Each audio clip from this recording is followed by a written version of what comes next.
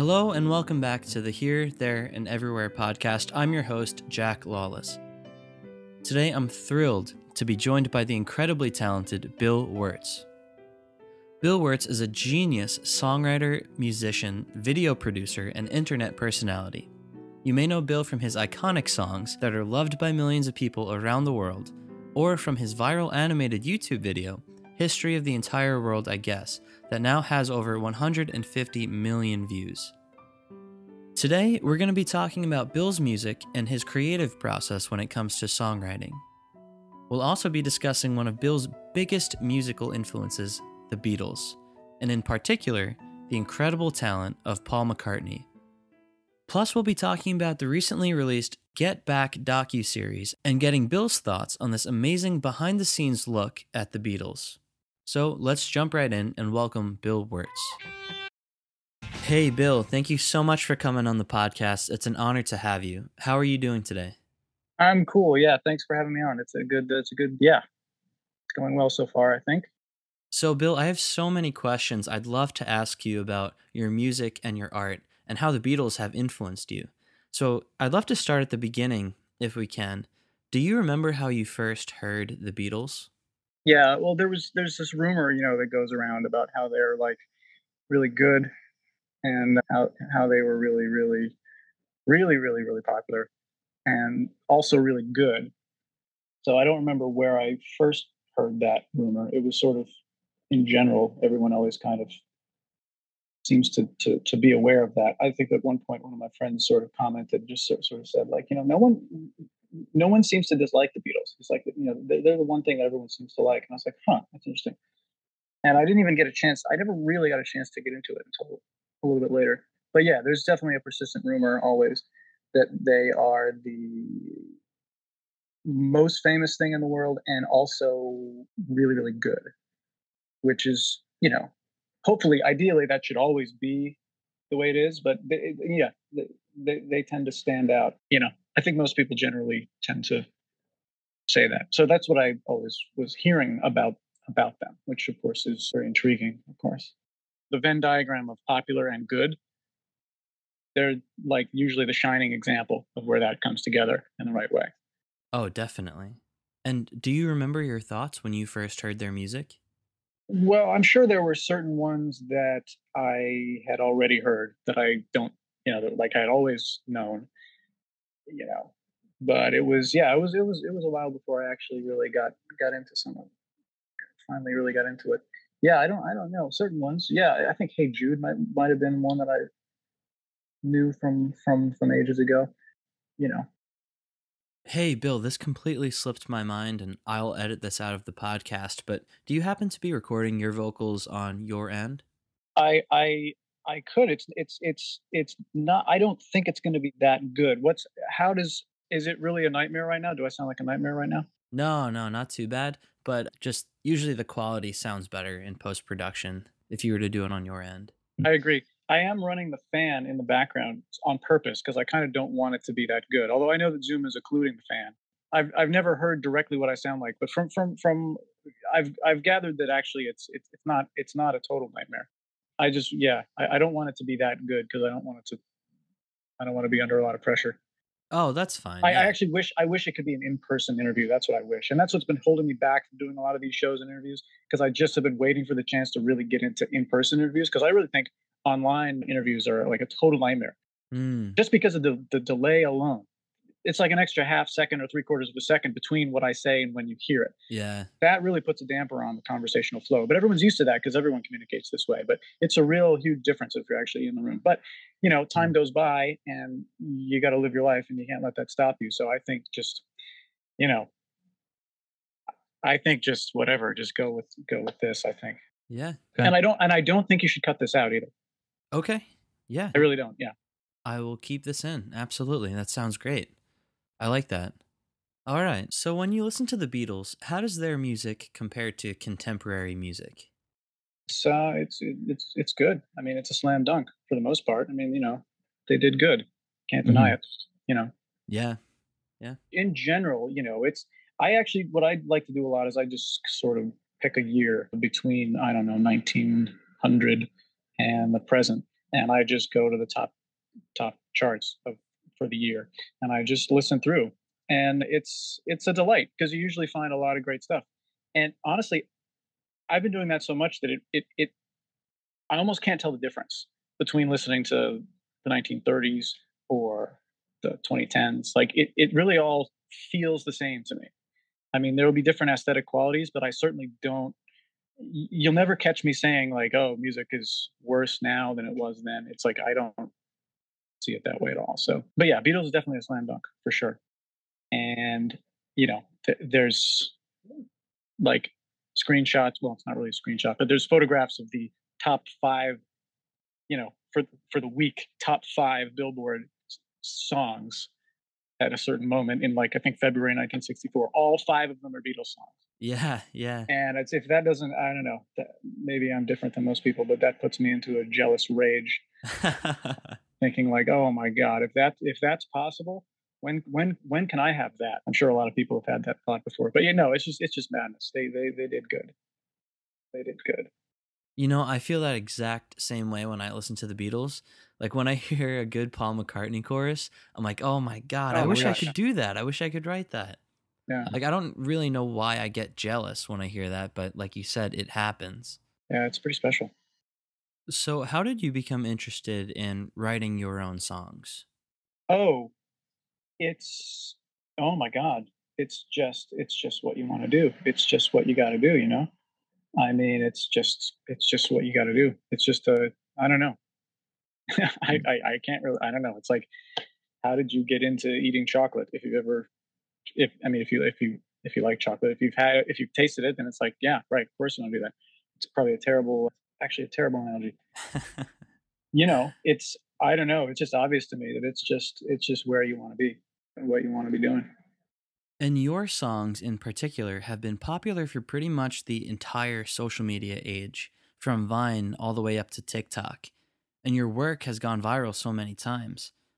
How do you think going viral today is different than, like you mentioned earlier, the Beatles going viral with 5 hits at the top of the chart at the same time? I don't really like to think of it as being any different. I actually don't really see the difference. I mean, there's like, yeah, there's certain details about it are different, but ultimately it's the same story. I mean, yeah, I don't know. I don't really see it as being different. There's a lot of about the mechanics of it that are different. Obviously, if you're doing it now, you're going to want to be on the internet. If you were doing it then, you're going to have to be on a stage and you're going to be in a recording studio. And if you make an album, you're going to actually play all your instruments at the same time and do it in one take. And you're going to like get the whole album done within 12 hours. Yeah, I'm really yeah, actually, in a weird way, I'm jealous of that because now, and it's weird because I could do that. Any of us could just say, okay, there's a rule, make a new rule that just whatever you can play in real time, that's the song. Because you go back to the past and that's what you had to do.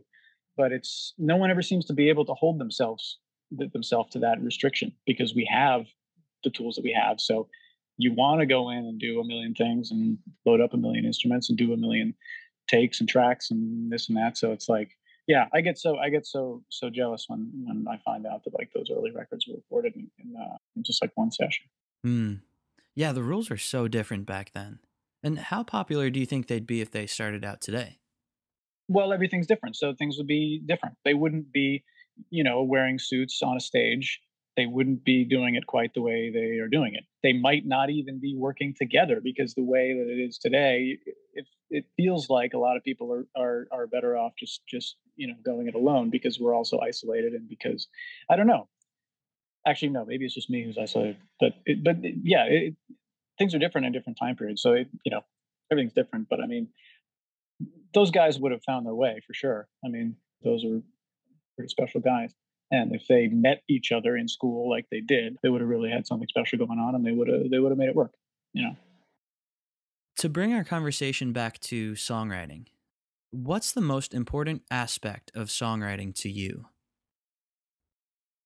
Let me see. It's a really good place to sort of play with, sort of like it's almost like one of the things I feel like is sort of But what I see is like sort of like a golden rule of just about every kind of creative thing that people do. It's about playing with two ingredients. And the two ingredients are staying the same and changing.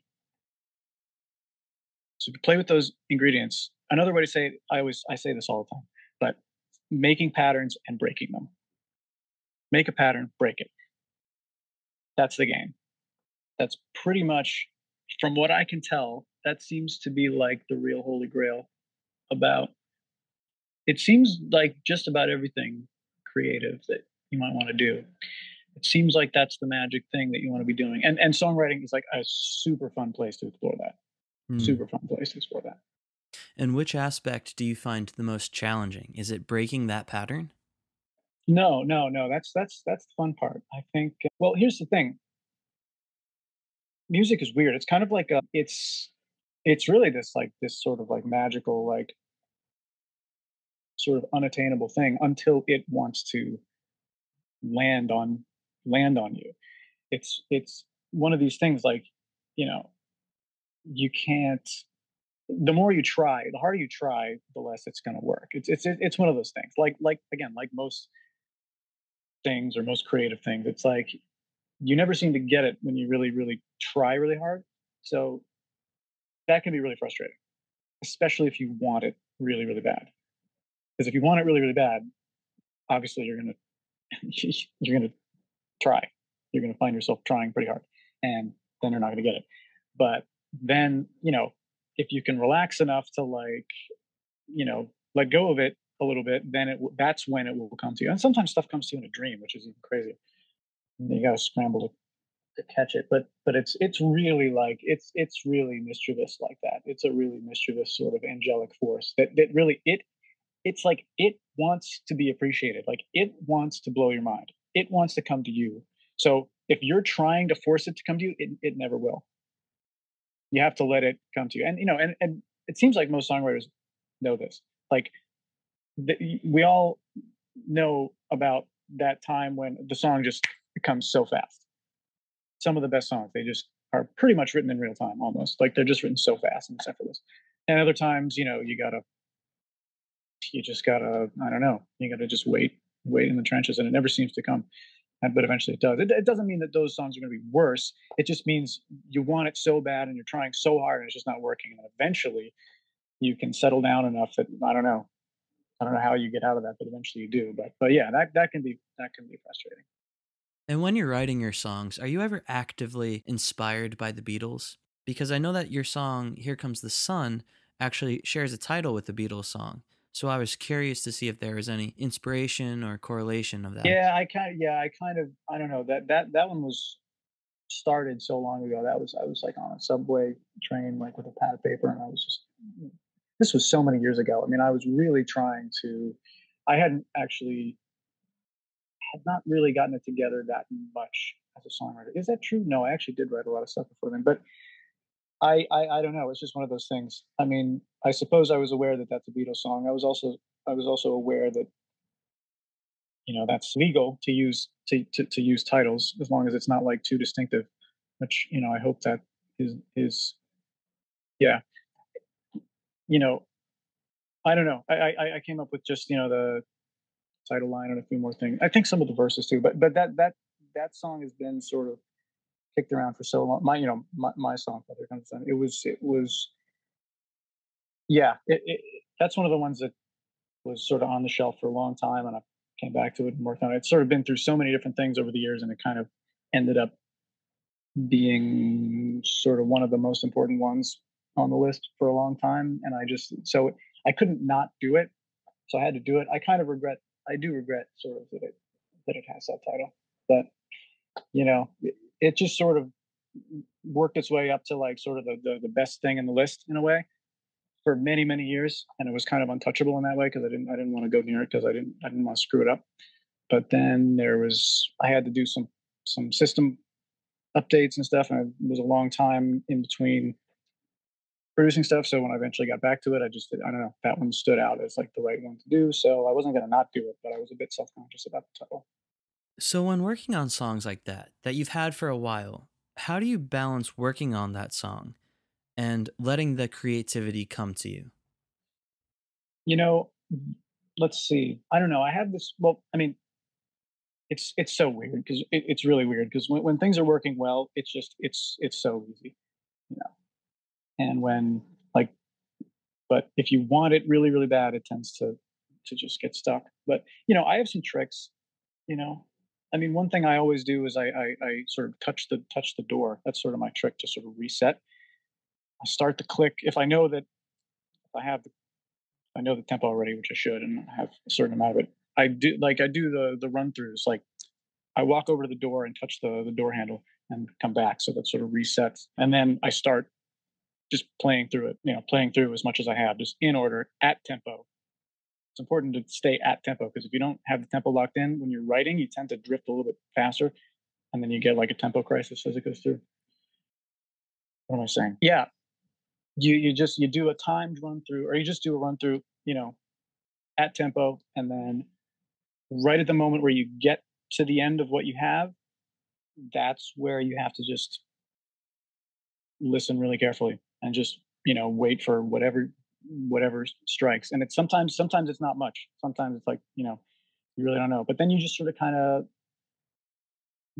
you try to just rule things in and rule things out. You just try to gather as much as you can from that sort of momentary moment when you reach the end of what you have. I feel like this is going extremely technical. Yeah, Yeah. I think it's interesting though. Like just having a creative mind myself, I like to explore because a lot of the time with creative projects, I feel like it's hard to describe the actual process and the struggle that comes along with that. Yeah. And it's hard to verbalize everything that's going on because a lot of the time it just feels like it doesn't make sense, like it just happens.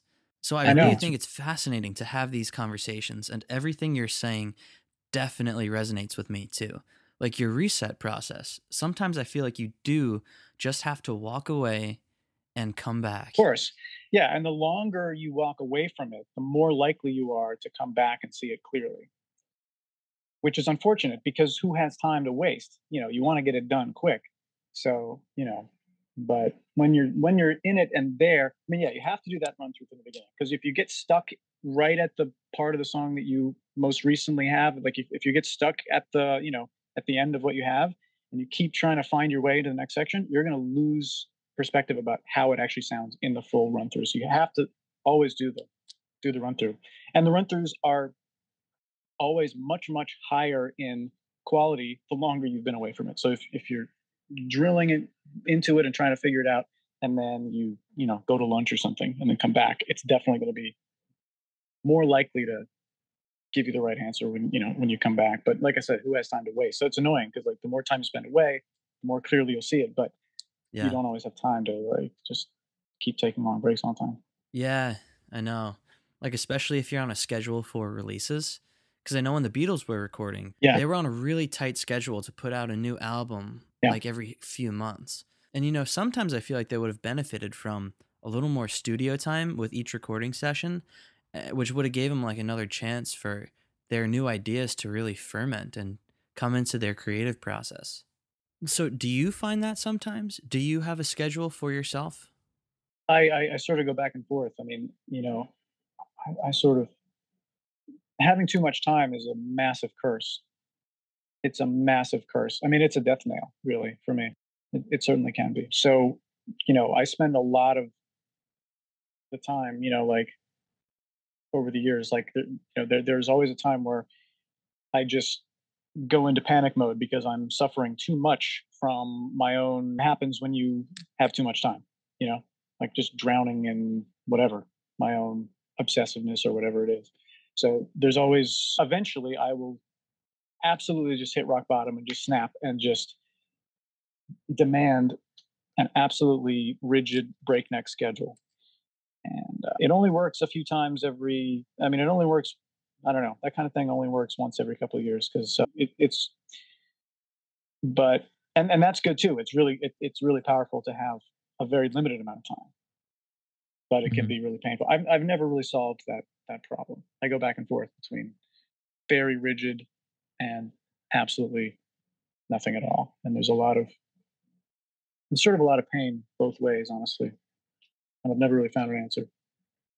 Yeah, I mean, I guess that's just something that's like I guess the back and forth is just something that's necessary to the creative process. It might be, Um, yeah. Now, when it comes to Beatles songs having inspiration on you, are there any songs that have been your favorite or have stuck out to you the most? There's a lot. I always have trouble mentioning specific ones because I don't want it to be sort of, I don't know.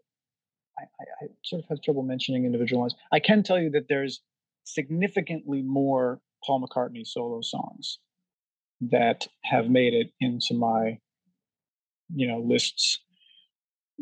You know, Definitely Paul McCartney as an individual has been like a massive percentage of my listening collections over the years.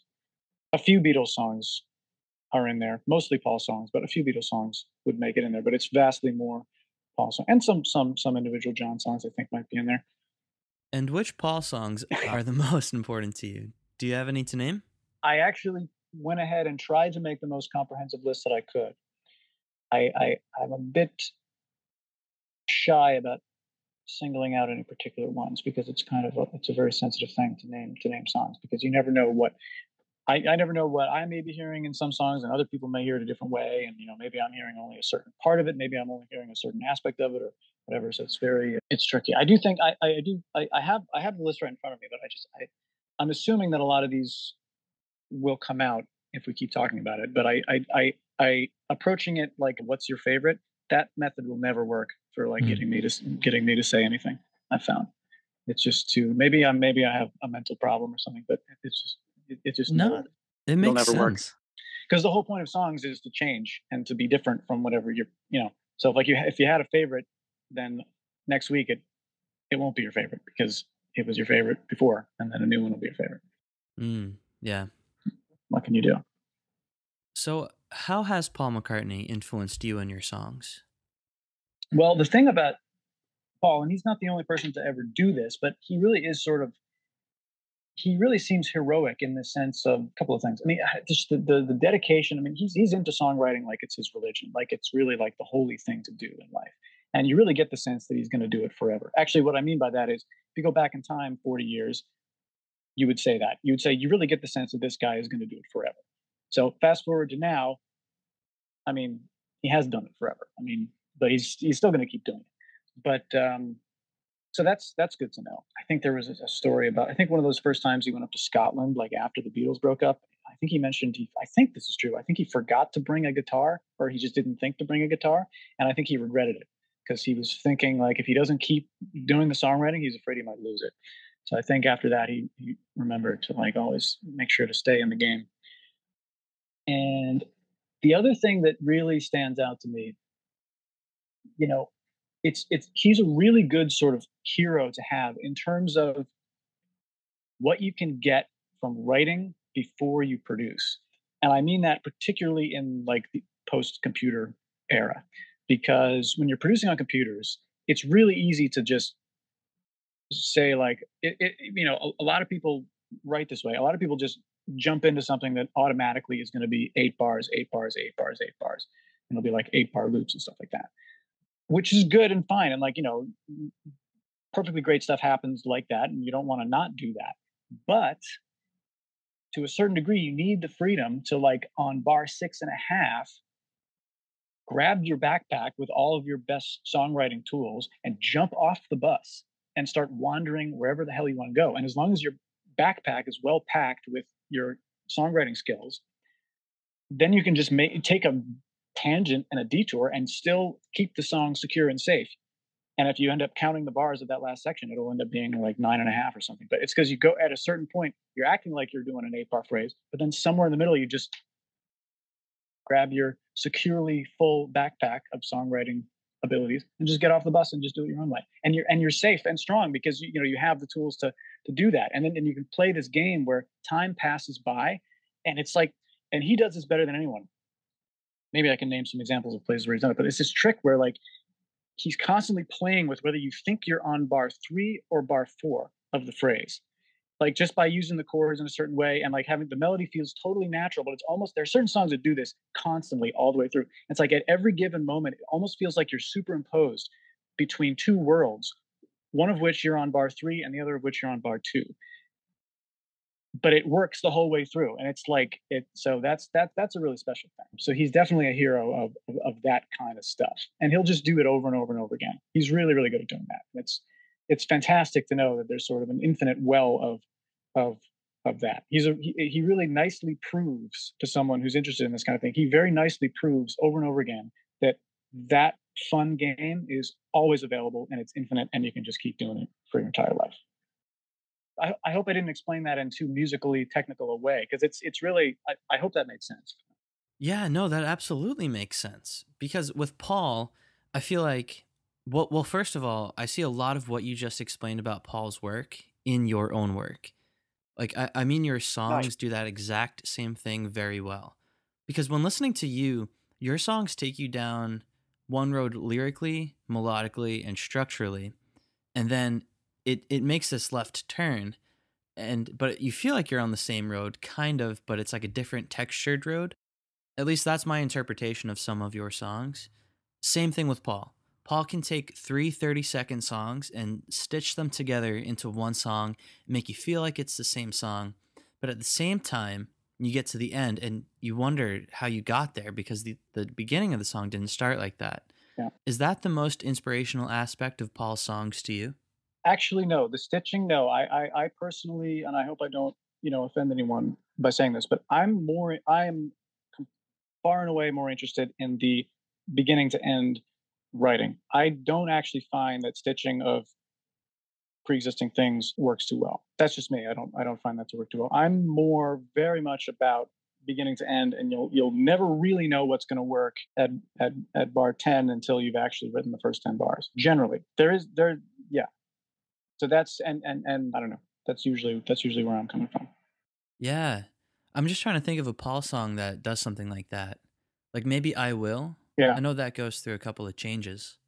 The one that comes to mind, I think, is just like "Hey Jude." I feel like there's a lot of moments in that where like there will be a bar that you think it's the first bar of the new section, but it ends up that the second bar ends up being the new first bar, and then the second bar feels like the first bar and the second bar at the same time, and the third bar feels like the second bar and the third bar at the same time, and so on. Another one that's really crazy with that is that acoustic recording of "Goodbye." Yeah, I think it's a pretty widely circulated acoustic demo. fantastic song. Yeah, for a while it was like a rare bootleg, and then in 2019 they actually released the demo as a part of the Abbey Road remix. Yeah, But I think that's it went been around before that. I heard that. I've had a copy of it before that. I don't know where it came from. oh, it's one of my favorite songs of all time. Leave and go away. Goodbye, goodbye, my love, goodbye. And it's been unreleased until recently. Right, I know, and that happens all the time. I mean, like in terms of like the massive list of Paul songs that are in my collection, I'm pretty sure most of them are kind of like not really on albums, and a huge percentage of them are the demos. I mean, Paul tends to do magical demos, seriously magical demos, and yeah, a lot of them are unreleased, a lot of them are B-side. I have no idea actually which ones are on albums or not. I don't do albums. The albums don't. They just don't work for me. So single songs work for me, and so it's a lot of single songs. And yeah, it's a lot of. There's one called Lindiana. Have you ever heard of Lindiana? No, I haven't. Just came out. Totally unreleased. I think it's like a demo, but it's pretty sappy. But it's lovely. It's wonderful. It's a love song for Linda, I'm sure, but it's pretty special. And why does that one stand out to you? I don't know. Does anyone know? No one really knows really why songs work for them. Yeah, I guess they just strike a chord with the unconscious in ways, which I think is really cool. And like you said before, it's hard to name favorites. It's impossible. Like I could listen to a Paul McCartney song today and listen to it every day, and it just won't have the same effect next week, but then a month from now, I'll think it's the coolest song ever again. Yeah.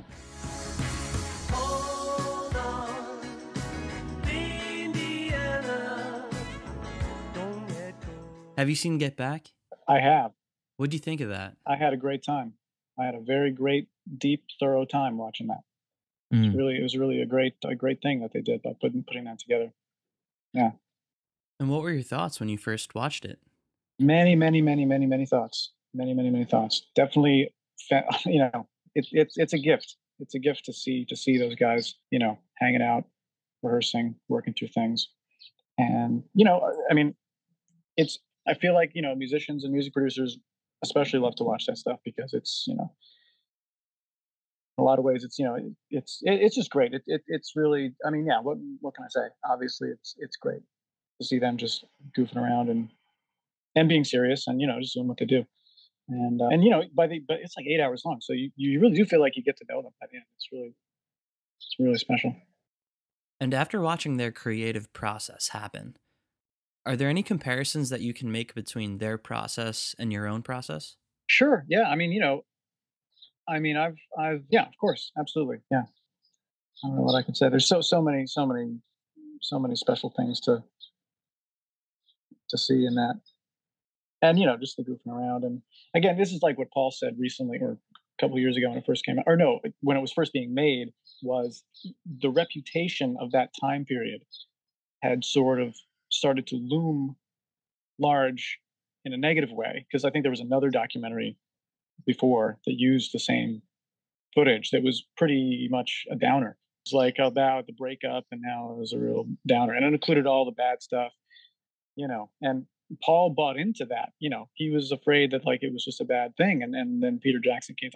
Everyone already probably knows this. I don't know why. I'm retelling a Peter Jackson interview. I'm retelling a Paul interview. I don't know what I'm doing, but yeah, he was expecting it to be bad because Peter Jackson got the footage, and Peter had to tell him, no, look, I think you should check out some of this stuff. And Paul watched it, and he was like, really, you know, pleased to see that it's not all bad. It's like actually just it's a lot of joy, a lot of goofing around. Yeah, Yeah, I mean, I empathize with Paul a lot because after their breakup, he was kind of cast as this villain right. in the public eye by the media, you know? But he wasn't. Like, he was brothers with these three guys in a very tight knit, closely monitored way. And there's obviously going to be creative tension when you work with the same people in the same way for 10 years. And then after Let It Be came out, he was viewed as this creative dictator. Yeah, So it must have been great for him to see that after all those years, it's just not true. Just as like a sigh of relief, like, oh, thank God I wasn't like that to my friends. Like it was a relief for me to see that too. And to see the bond between John and Paul up close. I know. Ah, it's just Yeah, so much fun stuff. The ventriloquist thing where they're like all the yeah. funny accents and stuff. Yeah. Yeah, so much stuff. I can't even I can't even think of all of it. There's so much stuff. There's one really special thing when he's working through Let It Be and he doesn't have all the words yet. This I have to give credit to Paul improvising. I have to give credit to the camera operator in 1969 for getting the necessary footage to piece this together, and I have to give credit for the editors in 2000 something teen for catching it and putting it together.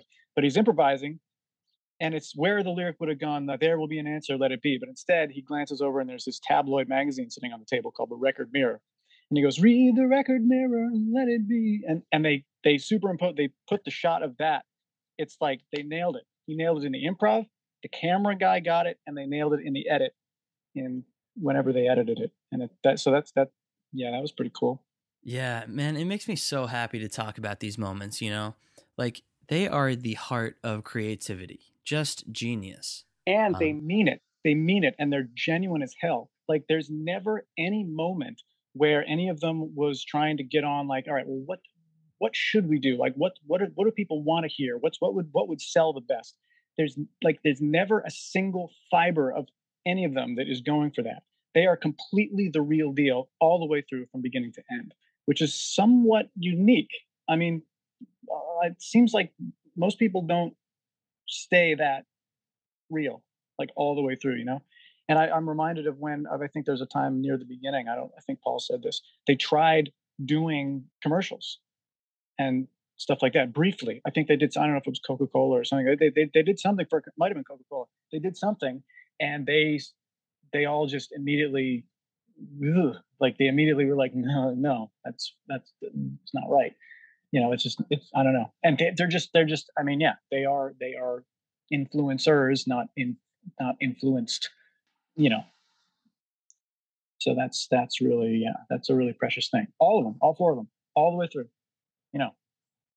I remember seeing a Paul interview where he was talking about like after the Beatles catalog was sold in the 80s. Yeah, they started showing up in jingles, and it was yeah, and he was pretty upset about that. pretty uncomfortable. Yeah. Yeah.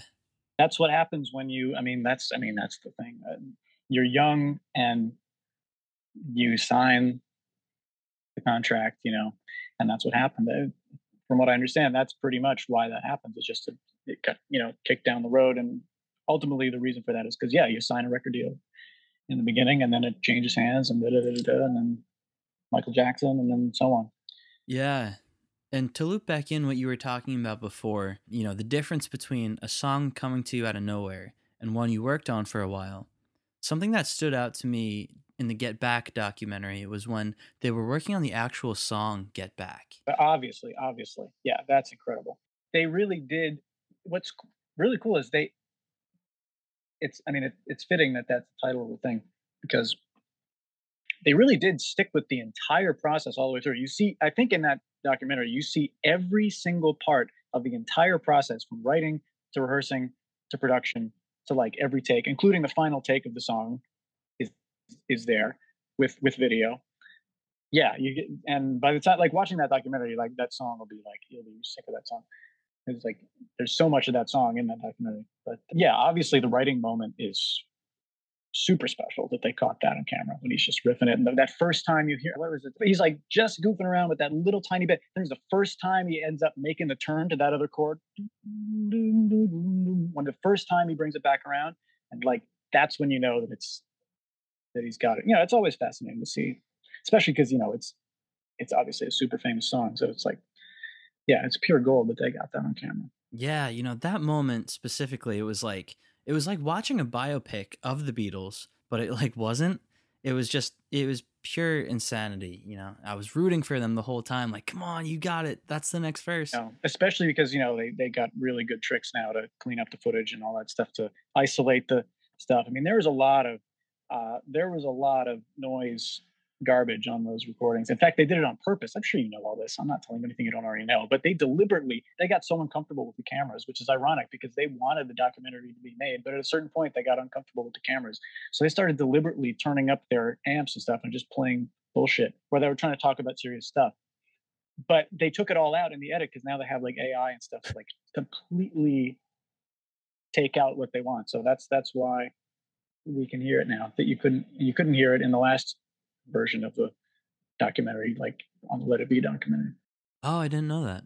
Oh, you didn't know that? I think I probably watched all the interviews about it, Peter Jackson and all that stuff. But especially the real magic moment of that is the conversation they have in the cafeteria. When Paul and John go down and they sit in the cafeteria and they're saying like, "Are we going to lose George? Like, what did we do?" And they're seriously thinking like, "Is the band breaking up? Did we lose George?" After George walks out. And that conversation was completely inaudible before. Like that was nobody knew what they said in that conversation until the technology came along to get rid of all the restaurant noise and stuff like that. So pretty wild. Yeah. And what did you think of John and Paul kind of not paying any attention to George during those sessions? Yeah. I mean it's understandable. That's what happens when you that's the challenge of being in a group. That's always the challenge of being in a group. You know. Yeah. Yeah. Have you ever thought about forming a group, or do you prefer solo work? There's a lot of especially nowadays there's sort of not the right time to do that. It's a very, very special thing, and I'm very aware of that. And it would be great to do it, but for some reason, there's always a million things that stand in the way. So, if I lived in a different time, yes, definitely. I mean, like I said, you do whatever makes sense for your time period. If it were 100 years ago, I'd be doing something involving a stage. I'd be on the stage. I'd be playing with other people. I'd probably put together you know, yeah, I put something together, or maybe I'd be writing. Maybe I'd be, who knows? Maybe I'd be writing musicals, directing musicals. I don't know. It's a lot of different things, but yeah, you sort of do what you can. I'm not really sure. So really, no matter what time period you were born into, you would feel like you'd have to do something creative. Of course, I'd be doing something that definitely fulfills the same sorts of stuff. You'd have music. There would certainly be a lot more actual instrument playing. That's for sure, because that was pretty much the way. Obviously, you know, I mean, there would be more drumming. I mean, there would be more. Yeah, it'd be yeah, band stuff and yeah. Okay, so let's say you did go back in time and you found yourself at like Abbey Road Studios during a Beatles recording session and you were able to participate during the session, which Beatles song do you feel like you could best express yourself on sonically? Don't think that I don't know how to deal with that question. I just don't. Yeah, it's not up to me to choose. Whichever one is on the agenda for the day, we'll work on it. But of course, I don't know how why I'm there. I mean, probably my most comfortable instrument is drums, but you know that's Ringo's job. So I'm not trying to replace anybody. So you know, Now, are there any Ringo Starr songs that stand out to you, like where his drumming is really eye-opening or anything like that? I don't know. I mean, he does a damn good job. Yeah. Speaking of special Ringo, there's a really magical Ringo moment in the documentary that actually has nothing to do with drums. He gets behind the camera, like they're just hanging out and goofing around, but he gets behind the camera and he grabs the zoom lever or something. It's like a mechanical lever that zooms in and out, and he just starts all the way in, all the way out, like extremely quickly. Just and you get to see the results like of what it looks like through the camera. It's hilarious. Yeah, it's really cool to see them experimenting with all the new technology that was out at that time. Like, I think even at one point they were like a new small instrument gets brought into the studio and they all get to play with it. It was like an electronic buzzer or something like that. Do you feel that same way when recording all of your songs on your computer? Like with the way technology is always changing right now. Do you accept all the new software with open arms? I certainly don't have anything against anything. I tend to be so kind of difficult. It's it takes me a long time to sort of get all my ducks in a row. So I tend to be pretty slow to get up the courage to like really change big things. And the one time, the major significant time that I had to, just because the sands of time were moving forward, I had to make a change, and I ended up changing just about everything, really overturning everything about what I did, really updating everything. It took like a year and a half for me to even get to the point where I could start putting things out again. It's brutal. It is brutal. I don't do well when like the ground is moving under me. Even though I know I have to update, I'm certainly not against anything. And I'm probably gonna have to do that. I'm definitely gonna have to do that again, like right about now, because technology is about to explode, in my opinion. So there's definitely gonna be a lot of new things that I'm looking at. So I'm certainly not afraid of it, but I tend to just try to hunker down right where I'm at and get better and better and better at using things exactly the way I have them. And then when I have the courage, I take on the massive endeavor of sort of updating kind of as best I can all at once. And that typically takes a long time. So it's a long time staying still and then a long time updating and then so on. I would never be able to tell that about you just by listening to your work, especially throughout the years. Like it seems like you've been able to adapt Mhm. so well. Like I would have no idea. If you were waiting for the next release in the later part of 2019 and through 2020, you would have noticed it because not a damn thing came out. And then when I And came back, the videos were entirely done in 3D. So that maybe would be where you would have first noticed it. But the music would have been the same. And then I ended up making the musical transition later, which probably wouldn't have been as obvious. But there's definitely more transitions coming up right around the corner for sure. and that's just another similarity that I see between you and the Beatles. Like, when the Beatles just finished recording Revolver, they purposely didn't release anything for quite some time after, and they just focused on what they could do in the studio, learning all the new technology and trying to find out what they could do. And when that work was released, it seems like they were doing that kind of stuff forever. And I think the same exact thing about your work too. It seems like a lot of it just comes natural to you. I guess my question is like, does it? Does the whole creative process come naturally to you? A lot, yeah, a lot of it does, and a lot of it does. But then a big part of it is like a lot of agony because I'm very, very. I really, really am not comfortable doing anything that I don't feel like is super, super awesome. Except, unfortunately, unfortunately, the finished product is always. I mean, depending on my mood when I listen to it, but like I can never really get there. I mean, just about everything I put out, I can never. It's never. Yeah, it's never as good as I want it to be. And yeah, it's really agonizing because I'm very obsessed with pursuing excellence in whatever way that might be, and it really kind of destroys me. And the pressure is insane. The pressure that I mean, I guess I'm putting myself under the pressure, but I certainly don't intend to. But that's what happens. Mm. So it's pretty insane. I tend to destroy myself pretty readily. So, for anyone listening who might be a songwriter or a creative who's experiencing those same kind of feelings right now, do you feel like that's just a feeling that goes hand in hand with dedicating your life to that kind of creativity? It's common. It's common. Some people are in different places on that spectrum. I know a lot of people are on the, in that sort of anxiety realm and self-doubt realm, and oh sure, tons and tons and tons of people. I mean, Mm. I run a Q&A on my website. It's been going on for years and years, and I hear that stuff all the time. And I advise every single one of them to the best of my ability, trying to just tell them that it's okay and remind them how many of their favorite artists probably go through the same thing. So there is that side of things, but then there's a lot of people are a lot more carefree. And talking about Paul McCartney, in a lot of ways, Paul is a lot more happy, I think, and he definitely seems to, in many ways, be a little bit less, quite a bit less, have a bit less anxiety. But I do know that he has his fair share of worries and doubts. So he definitely is somewhere in the middle, but he's definitely not as far toward the like freak out end of the spectrum as me. But yeah, he has his ways of being much more carefree. He's talked about deleting stuff. Like I never delete anything. Yeah, I don't know. In many ways, he's more carefree. But I also know that he also can be pretty nervous about stuff at the same time. I don't know if I remember him saying anything about deleting anything, but that sounds really interesting. Maybe that's in the context of working with 4 tracks.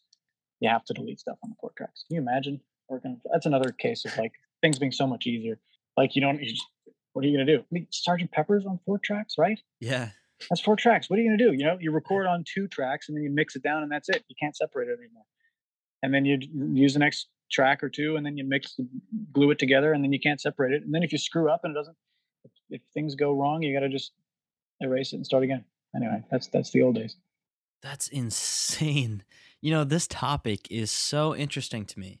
Like, because, like when the Beatles broke up, like you said before, when Paul moved to Scotland, he's talked about that part of his life where it was just like Misery, pure e- misery. exactly. I've heard some interesting stories from him. I think from interviews, with him that I find fascinating. But I mean, it makes sense. I mean, you're in the biggest band ever, and then it's over. So what are you going to do? I mean, yeah, I recall him telling a story that about like being face down in the bed with his face on the pillow, like secretly hoping that he would suffocate, and basically giving Linda the credit. But Paul was saying that like Linda really saved his ass by telling him it's cool and it's good and you got to just keep making music, and makes me want to cry also when I think about that stuff. But Me too. and that's what happened. They put one foot in front of the other, and started from the beginning again.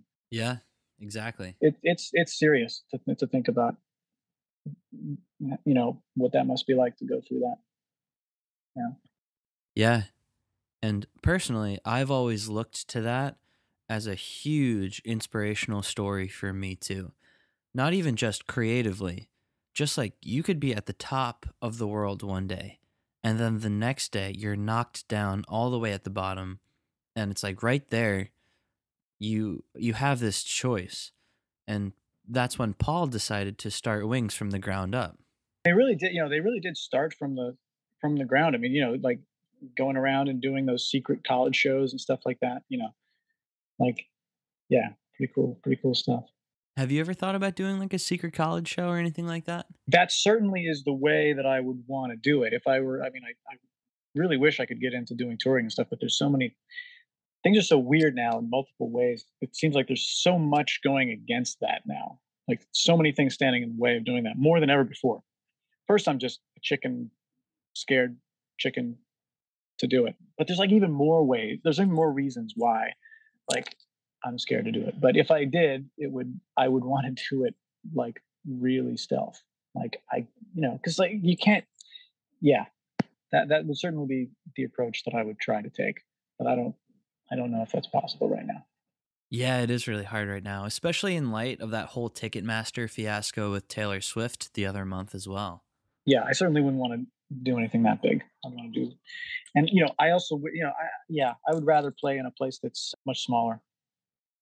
A general rule of thumb, and I don't know if I'm wrong for saying this, but I always think I'd much rather play in a place that's small enough that you don't have to mic the drums. Because as soon as you start having to mic the drums, then everything gets disoriented, and it's got to be impossible to really get a handle on the balance and stuff like that. Once you're working with monitors and all this stuff, it's just everything's so confusing. And musicians are very naturally able to balance themselves when they're just playing with each other in a room acoustically. But once you get to a certain size venue, I feel like it's as soon as you start miking the drums, basically, then everything gets. No one knows really what the balance is. You really have to just trust the guy in the booth, and It's, it's impossible to know. it's incredible to hear you describe all of this because, you're thinking in advance and you're thinking about all aspects of how it will work sonically. And it's really cool because it shows how much you care about this craft. Right? Yeah, I'm actually pretty obsessive about stuff, and I don't even realize it, and then sometimes I realize it, but I don't know. Yeah, I don't know. I think that's how the best art is made at the same time, though. Like, I don't know if you can make great art and not be obsessive. It does tend to destroy people because there's a certain condition where, like, if it really, really, really matters to you that it's good, then it's gonna destroy you. It's the same ingredient that's gonna like drive you to make it good. So I guess it'll probably at some point or another turn out pretty good, but there'll be a lot of pain because there's no way to shut that off. There's no ceiling for that desire to be good. So it very easily spirals into just massive amounts of paranoia, self doubt. Yeah. I think it was Voltaire or one of the classic philosophers that said that perfect is the enemy of the good. Of course. I mean, it's not that I don't know that. It's just that you still can't escape like the yeah, the freak out. I experienced the exact same thing when even doing this podcast, like take after take. It's never good enough or it's never perfect. And even John Lennon experienced that too. He would purposely drown his vocals with the instrumentation of the song. Earlier, we touched on the influence that Paul McCartney had on your songwriting. If you found yourself in a room with Paul McCartney for an hour, what do you think you would ask him? Well, I don't know. I don't really have any business being, hanging out with him unless there was a chance that he already had heard my music and had any interest in it, then it would be a little bit more comfortable. But if in the case of that is not the case, I have, I wouldn't want to waste his time. It would be great if yeah, I don't know. Yeah, I don't know. I can't really I don't know. I don't know what to say. Yeah, it's a tough one because, he's heard so many different questions in his life. It's hard to ask him, anything unique. I have a list of a few questions I want to ask him that are in my phone. And one of them is like, why do you laugh during the song Maxwell Silver Hammer? And why did you keep that laugh in the song? I mean, I know why they kept it in. I mean, genuine laughs are just great. Why would you want to? There's a recording of what is it? There's one of those police songs, like a sort of reggae piano upbeat kind of thing. I can't remember. Maybe it's "Message in a Bottle." I'm not really sure. Somebody acts. I think it's actually Sting. He accidentally sits on the piano. He kind of backs up and he ends up sitting on the piano, and it goes like presses a bunch of key, and he laughs. Someone laughs, and you leave it in. Yeah, those are the magic moments that those are the magic moments that you stifle when you do a million takes and you get all hung up about things not going well. So definitely, if something funny happens, obviously, definitely leave that in. That's what I would think. Hmm. So, Bill, why do you think the Beatles are still so popular today? Is it because of all the laughs that they brought to people? Because they're like really good, and like I said, it's like they're like the shining example of like good and also popular. Also, it's super important that the fact that they did their thing in Germany before they ever, that's a big deal that they really prioritized like just going on tour and just getting really good at doing what they're doing without trying to, and that whole thing where they refused to go to the United States until they had a number one record. I think that was probably a good move. Yeah, the discipline, regimented schedules, and the practice, really.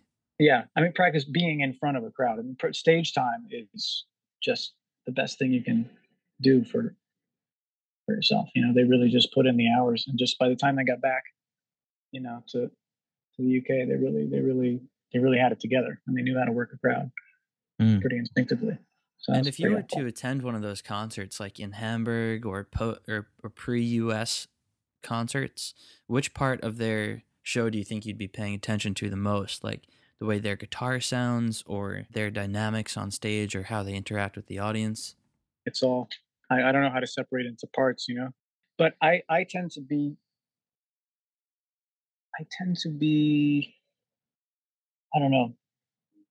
Perhaps there's something wrong with me. I tend to be uncomfortable at concerts when I'm in the audience. I tend to be prefer to be on stage. Problem that I have. I get kind of uncomfortable. Yeah. I think maybe that Interesting. is a problem that I should address with psychotherapy or something. But yeah, I don't tend to. No, that's not. No, I actually feel really good to be in shows, but it's always I'm always sort of studying it. Mm. Those. Yeah, I'm Uh, not. I'm not. I'm not. I can't remember if we mentioned this on the thing. Yeah, I am so out of practice doing these kinds of things here, talking and being on things. So it's yeah, I'm really just hanging on for dear life in terms of trying to keep it together here. well, to be honest with you, Bill, this is one of the best conversations I've actually had since I've started this podcast a year ago. I mean, you speak from your heart, and just you talking about your appreciation of art and creativity, I know that it's coming from you directly, and it's not being filtered through any kind of lens of trying to sound different than how you actually feel and what you actually think. Right. Yeah. It's a blessing and a curse, but for better or for worse, I don't seem to have those filters, which is Uh, sometimes good, but it sometimes makes things tricky. But yeah. Well, in this case, it's made for one of the best episodes I've had so far. Oh, nice. That's good to So, hear. well, thank you for that. I wish I had more experience that, because some guys can just, some people can just come onto the show and just light up the whole room. And I know that almost anyone can get like that because I've watched people go from zero to everything. And it's all just experience. The more shows you do, it just gets better and better. And unfortunately, I've been living most of my life for the past few years as my own producer, my own editor. I've never done anything live, for the last several years. So I'm really weak. My live muscle in terms of what I can do on a lot, just in real time. I mean, this show isn't even live. I'm doing another one later this week that is live, so I'm going to be losing my brains out my ears on that one. But you got to start somewhere because I'm really jealous. I wish I was doing this kind of stuff. Anyway, Well, hey, you're in the exact same position the Beatles were in during the Get Back documentary, you know? Haven't done a live thing in 3 years. that's right. Let's go on the roof. Let's play for the entire city of London right now. Let's do this. Yeah, yeah. Did you So I, realize how many of those takes on the album actually are the roof? And hmm, you know what I'm talking about, right? On the record, on I guess the Let It Be record, like now 909, one after 909, the album version. yeah. That's the roof. That's crazy, man. That's I insane. know it's pretty cool. And dude, they were so nervous too. Like, Paul looks back at one point and sees the police coming, and he laughs, like the nervous laugh. I know. But hey, honestly, I cannot tell that you say that you need to get more comfortable in these speaking scenarios, because I felt that you were one of the most comfortable guests I've had on so far. But again, I think that just comes from speaking directly from your heart and speaking about the things you love, I think. Yeah, yeah. So, Bill, what are you up to now? Are you involved in any projects at the moment?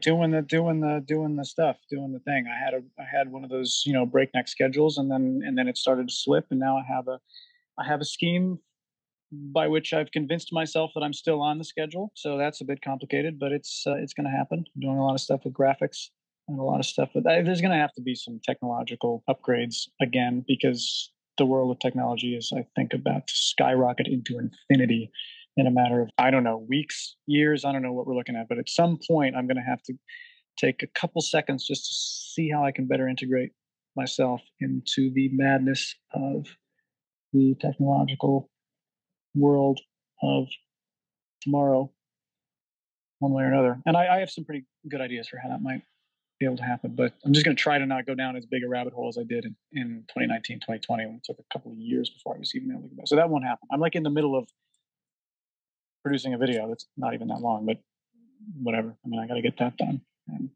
And I got to start my own talk show for sure. I mean, that's what I want to be, a host of the show. I want to be doing what you're doing. That's what I've wanted this whole time, but I can never seem to get up the courage to do it. So I'm not going to do it. I'm not ready to do it, but I wish I was ready to do it. And the desire is destroying me. So I got to figure out a way to do that.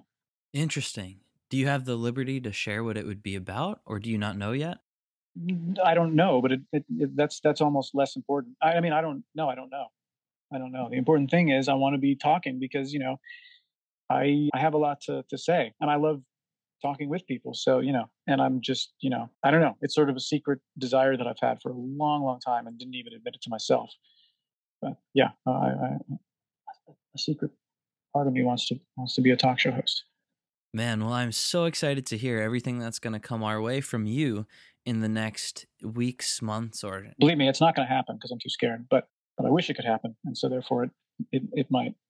well, I am excited nonetheless. And if you ever want to come back on this show to discuss like other aspects of the Beatles universe, you are That could be very cool. Yeah, welcome. let me know. I feel like I was going to try to get to Magical Mystery Tour because I had a pretty special time with that last year. But yeah, we'll Oh, save that for yeah. next time, I guess. Oh, dude, Magical Mystery Tour is so great. It's one of the most underrated projects ever. I want to know who was the bonehead that let that come out in black and white. Anyway, I don't want to start a rant.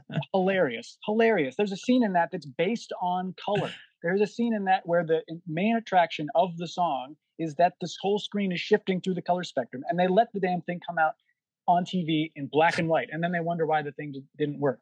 Anyway, I'm getting agitated now. Well, Bill, this is usually the part of the show where I ask where people can find your work, but you're pretty ubiquitous on the internet, so Hopefully, the impersonators aren't doing better than me. Bill, thank you so much for coming on this podcast. I appreciate it so much, and I'm so excited for this episode's release and for every song you're going to come out with in the future as well. Yeah, definitely. Thanks for having me.